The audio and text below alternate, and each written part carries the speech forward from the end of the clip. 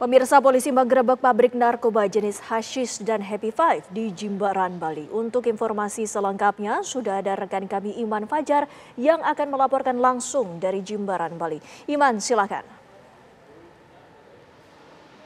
Direktorat Tindak Pidana Narkoba Baris Krim Polri bekerjasama dengan Dirjen Bea Cukai baru saja melakukan pengungkapan terhadap clandestine lab hashish pertama di Indonesia. Dan untuk mengetahui detail seperti apa temuan yang ditemukan oleh pihak Baris Krim Polri, sudah bersama kami adalah Kabaris Krim Polri, Bapak Komjen Pol Wahyu Widada. Selamat siang, Pak. Selamat siang, Mas Iman. Oke, Pak Wahyu, mungkin boleh dijelaskan, Pak, seperti apa temuan dari Baris Krim Polri mengenai clandestine lab hashish pertama di Indonesia ini, Pak? Jadi ini berangkat dari pengungkapan kasus kita di bulan September lalu di Yogyakarta, yang dimana kita menemukan hashish pada 25 kilo yang akan dikirim ke luar negeri. Kemudian kita lakukan pendalaman oleh anggota kita sehingga kita temukan di beberapa wilayah di Bali ini. Tapi laboratorium ini berpindah-pindah. Ada sempat 3 kali pindah. Ini adalah laboratorium yang ketiga. Setelah pindah, ketahuan pindah ke sini. Nah, di sini baru bisa kita ungkap. Kemarin sore berhasil kita tindak di sini, kita temukan clandestine laboratorium ini yang memproduksi hashish dan beberapa produk yang lainnya.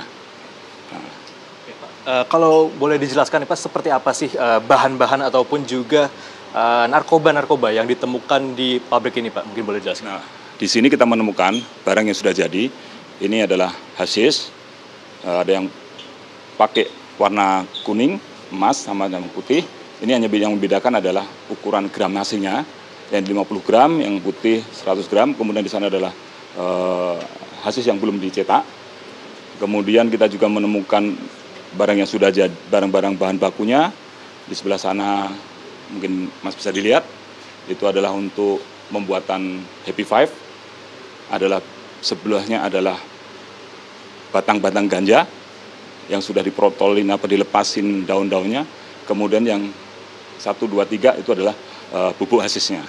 Sementara barang lain yang kita temukan di sini adalah Happy Five dan juga pouch cartridge yang sudah diisi dengan cairan ganja, minyak ganja dengan hashish cair. Nah, sementara di tempat yang sana masih ada lagi cartridge hashish yang masih kosong. Pak, mengenai hashish cair ini kan berarti adalah pouch ini yang tren di kalangan anak muda. Mungkin bisa menjadi edukasi, Pak, mengenai bagaimana pouch ini bisa masyarakat lebih waspada di pasar di luar sana, Pak. Ya, artinya kita semua harus waspada terhadap keberadaan pouch ini. Karena cartridge-nya itu bisa berisi barang-barang yang selain yang bisa dijual biasa itu, dengan barang-barang yang berisi dengan narkotika, yang mengandung psikotropika. Yang bisa kita lihat adalah dari segi harganya. Kalau harga isian biasa ini kan paling ya 80.000, 100.000. Tapi kalau sudah diisi dengan cairan ini, hashish cair ini harganya bisa sampai 3 juta satu ininya. Tapi ini juga membuat kita semua harus waspada, para orang tua, pada anak-anak. Jangan sampai nanti ketika dikasih pouch oleh temannya, tiba-tiba diisep isinya ganja, cairan ganja. Ini kan berbahaya juga. Karena itu kita himbau kepada seluruh masyarakat untuk berhati-hati untuk menggunakan itu. Kalau kita bicara soal penggerebekan ini, ada berapa orang yang dijadikan tersangka dan juga ada berapa yang masih dikejar, dan apakah ini terkait dengan jaringan-jaringan narkoba di luar sana, Pak? Sementara yang kita tangkap adalah para pelaku yang ada di sini ada 4 orang, kemudian masih ada DPO lagi, ada 4 orang lagi DPO. Kalau terkait dengan jaringan internasional, ini barang-barang ini kan juga sebagian juga dari luar yang masuk ke Indonesia, terutama untuk alat-alat cetak, alat-alat laboratoriumnya itu dikirim juga dari luar. Kemudian barang ini kan rencananya juga sebagian akan dikirim ke luar negeri. Jadi indikasi itu ada dan ini sedang dalam pendalaman kami. Distribusinya tidak hanya di dalam negeri namun juga ke luar negeri, ya, Pak, ya? Ya, betul.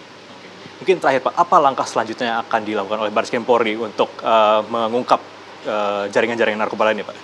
Tentu kita harus terus bekerja keras untuk menutup ruang-ruang gerak para pelaku. Kemudian yang kedua, menutup ruang-ruang bagi orang yang punya uang untuk melakukan aktivitas narkoba, yaitu dengan melakukan TPPU. Kami juga mohon kepada masyarakat memberikan masukan-masukan, informasi-informasi.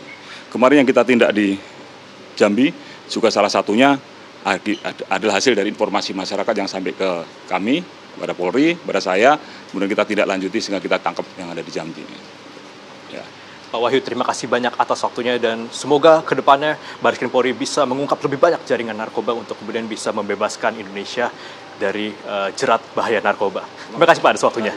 Itu dia pemirsa perbincangan kami dengan Kabaris Krim Polri Wahyu Hidayat mengenai penggerbekan clandestine lab yang ada di kawasan Jimbaran, Bali. Sementara itu kita kembalikan ke studio. Baik, terima kasih Iman Fajar melaporkan langsung dari Jimbaran, Bali.